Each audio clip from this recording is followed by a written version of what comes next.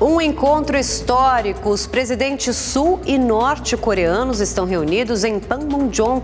Há 65 anos, um líder não pisava no território do outro. Presos da penitenciária de Lucélia, em São Paulo, fazem 3 defensores públicos reféns. A gente vai falar de cinema também. Vingadores Guerra Infinita. Nós acompanhamos a festa de lançamento do filme em Hollywood. Esta é a obra cinematográfica com o maior número de super-heróis reunidos em uma única trama.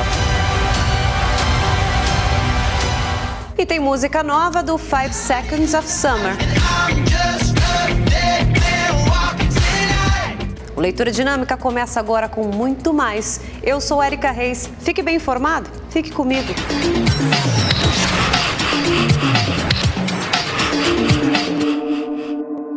Olá, boa noite. Em Boituva, que fica no interior de São Paulo, um adolescente matou um colega de escola. O motivo é que ele dedurou ele por ter roubado um celular na sala de aula. Esse crime ainda teve a participação de uma amiga em comum dos jovens. Os dois armaram uma emboscada para a vítima. Rafael Gomes de Lima, de 15 anos, foi atraído pela menina para esse matagal às margens de uma ferrovia. Ao chegar no local, foi surpreendido pelo colega que o atingiu com várias facadas. O corpo foi encontrado por moradores. Ele era um menino muito bom, carinhoso.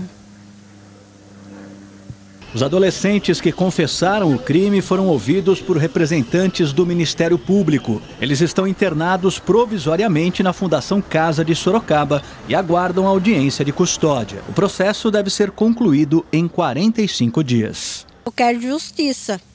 Eu quero que eles paguem e vá para a cadeia. Isso que eu quero. Bom, 3 defensores públicos permanecem em poder de detentos do presídio de Lucélia, que fica no interior de São Paulo. A rebelião começou no meio da tarde dessa quinta-feira, durante o banho de sol. Os presidiários atearam fogo em colchões e olha aí a fumaça que se espalhou ali pela região. A polícia está no local e negocia com os detentos a libertação desses reféns. A unidade tem capacidade para 1.440 presos, mas atualmente abriga aí mais de 1.800. 13 pessoas foram presas nesta quinta-feira, suspeitas de praticar pedofilia e divulgar pornografia infantil.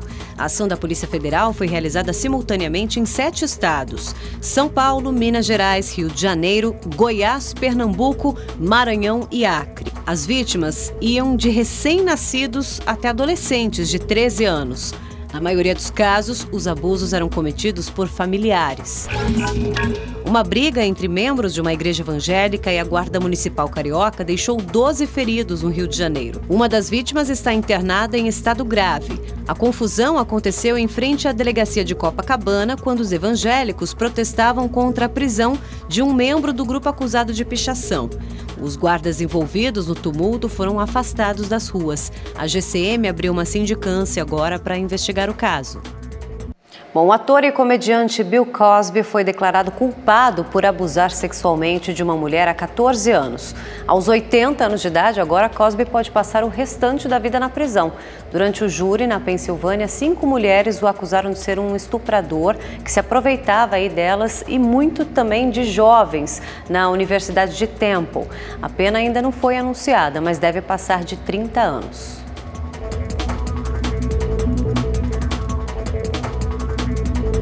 Vamos mudar um pouquinho de assunto agora, porque nessa quinta-feira teve estreia aguardadíssima nas telonas do Brasil, gente.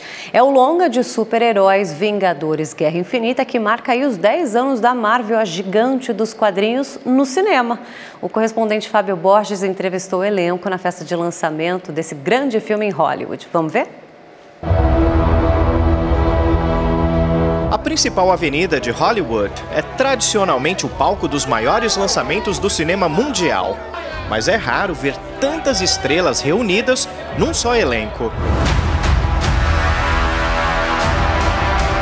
Robert Downey Jr., Chris Hemsworth, Mark Ruffalo, Benedict Cumberbatch, Chris Pratt, Scarlett Johansson, Gwyneth Paltrow são alguns dos intérpretes dos personagens criados pelos estúdios Marvel.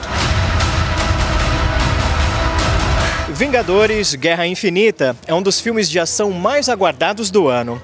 Isso porque esta é a obra cinematográfica com o maior número de super-heróis reunidos em uma única trama. Além disso, os fãs das histórias em quadrinhos estão curiosos para assistir uma das superproduções mais caras da história do cinema. Foram investidos o equivalente a 1 bilhão e 400 milhões de reais para reunir o Homem de Ferro, Thor, Capitão América, Pantera Negra, Doutor Estranho, Homem-Aranha, Viúva Negra e o Hulk, interpretado por Mark Ruffalo. Esse é um conglomerado de personagens durões. É o conjunto de 19 filmes da Marvel, com heróis que amamos desde a infância.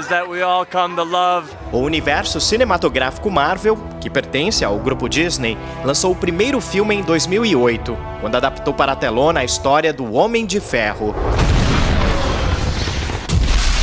Foi o começo da franquia mais rentável do cinema. Os 18 filmes já arrecadaram mais de 51 bilhões de reais em bilheterias. Só a produção mais recente, Pantera Negra, estrelada por Chadwick Boseman, lucrou mais de 4 bilhões e 600 milhões de reais. Eu imaginei que Pantera Negra seria relevante para muita gente, mas não imaginei a quantidade de espectadores e a repercussão sobre a importância desse filme. Não sabia que seria tão grande. Vingadores Guerra Infinita é ainda mais grandioso e marca o desfecho de todos os filmes produzidos pela Marvel. Esse é o final de uma história que começou há 10 anos. É o capítulo final.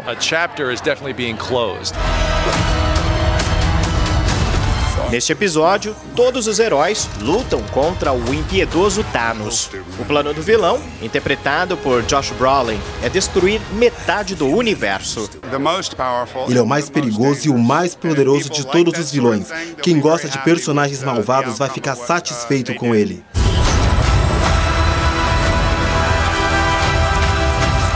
Chris Hemsworth, que dá vida a Thor, e Chris Pratt, intérprete do Senhor das Estrelas, explicam que há também conflitos entre os próprios super-heróis.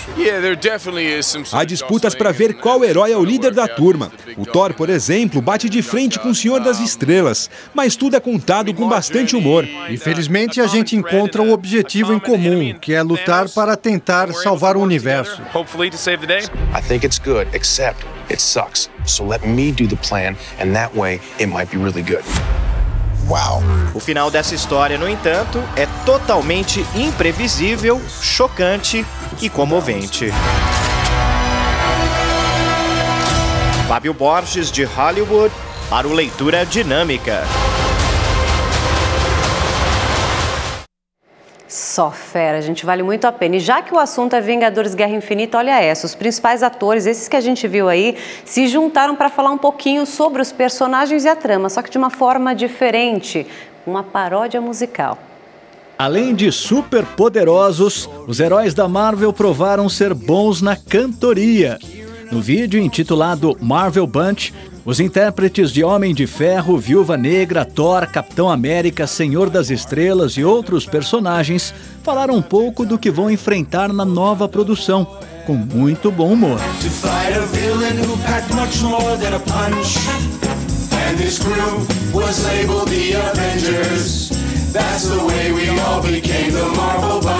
O vídeo é uma paródia da abertura da série dos anos 70 The Brady Bunch, que também traz de forma cantada uma prévia da história e dos personagens.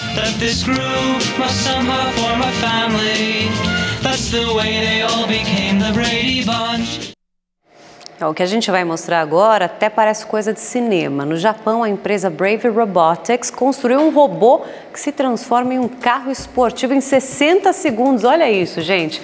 O modelo chamado de G-Date Ride tem aí mais de 3 metros de altura e é capaz de trocar de forma com até 2 pessoas dentro. A criação foi feita com a intenção de inspirar as pessoas. Bem Transformers, né? Vamos mudar de assunto agora, porque a família do DJ sueco Avicii, que foi encontrado morto na semana passada aos 28 anos, divulgou um comunicado aos fãs. Estava todo mundo muito curioso para saber o que tinha acontecido. E agora esse texto afirma que Tim Bergling era uma alma artística frágil em busca de respostas para questões existenciais.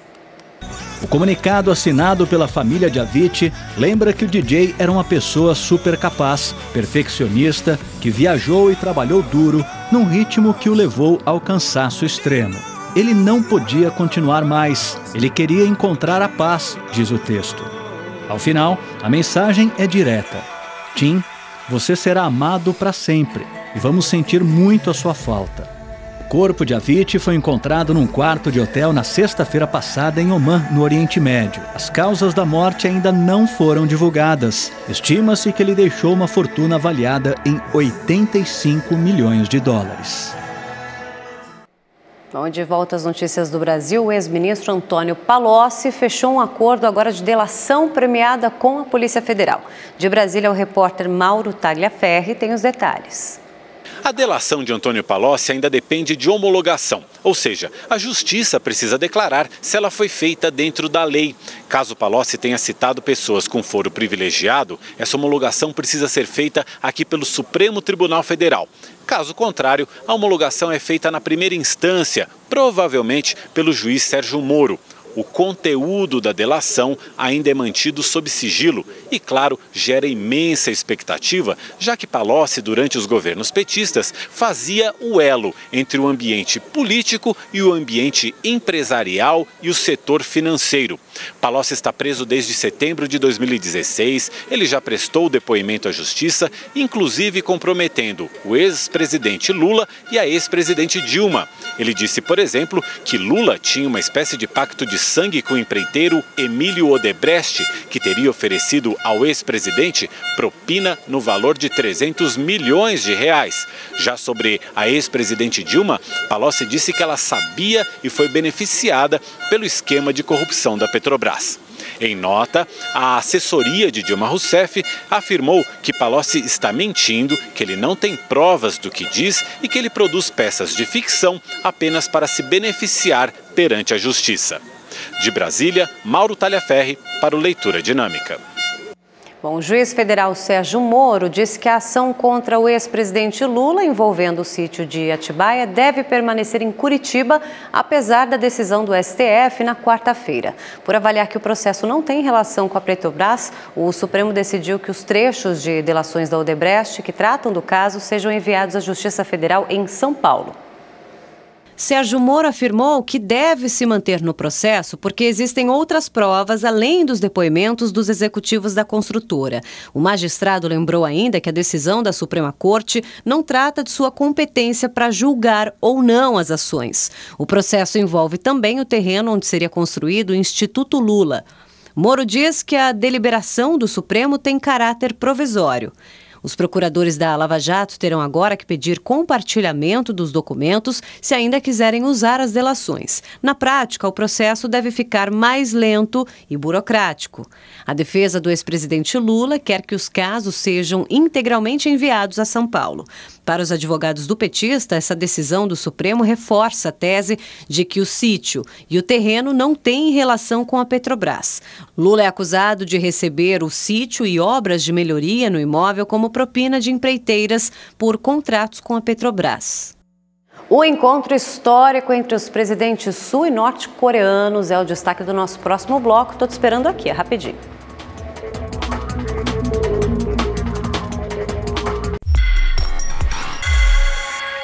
Diogo Vitor, jovem atacante do Santos, foi flagrado em exame antidoping. A substância encontrada no organismo do jogador de 21 anos está presente na cocaína. Diogo nega que tenha feito uso da droga. O Peixe afastou ele preventivamente. O Corinthians terá desfalques importantes aí para a sequência da temporada.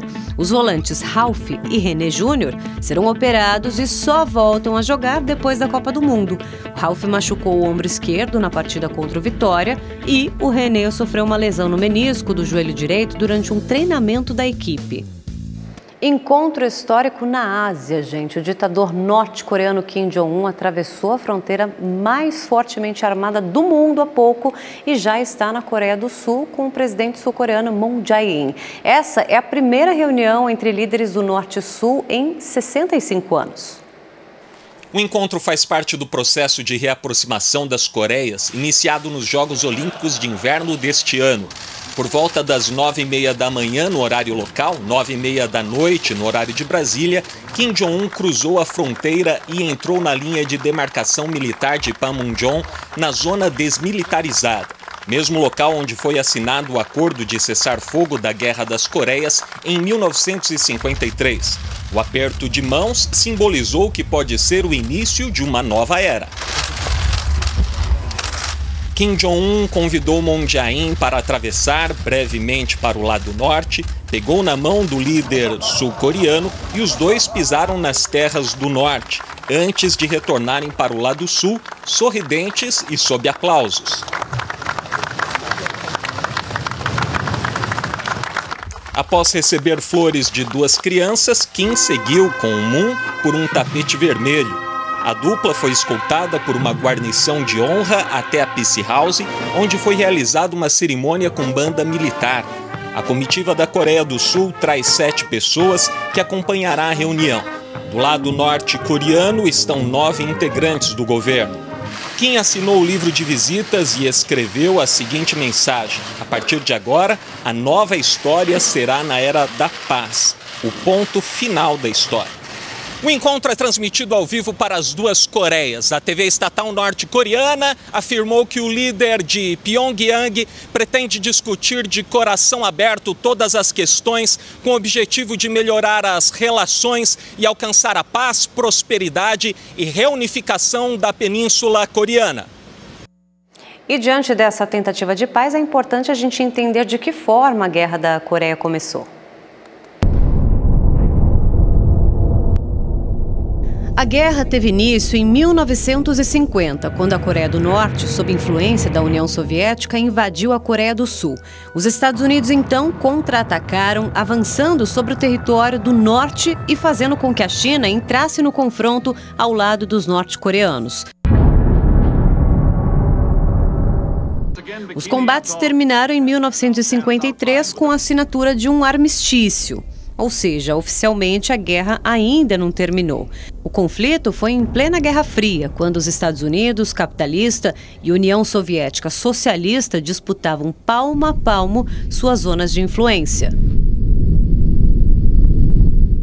Pausa rápida e se você gosta de 5 Seconds of Summer, não perca, tem clipe novo da banda daqui a pouquinho. A Catedral de São Francisco, nos Estados Unidos, celebrou uma missa em homenagem à cantora Beyoncé. Lotada ali, a cerimônia teve apresentações de musicais, de músicas, aliás, de artistas, de vários álbuns, além de sermões que abordaram temas como a luta das mulheres e da comunidade negra pela igualdade. Essa ação foi uma iniciativa dos paroquianos que desejavam ali incluir cultura pop na igreja para atrair mais fiéis. Já imaginou aí se essa moda pega no Brasil, gente?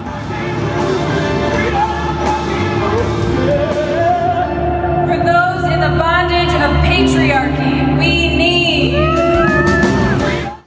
E os australianos do 5 Seconds of Summer liberaram a nova música Young Blood. Isso em formato de clipe aqui, ó.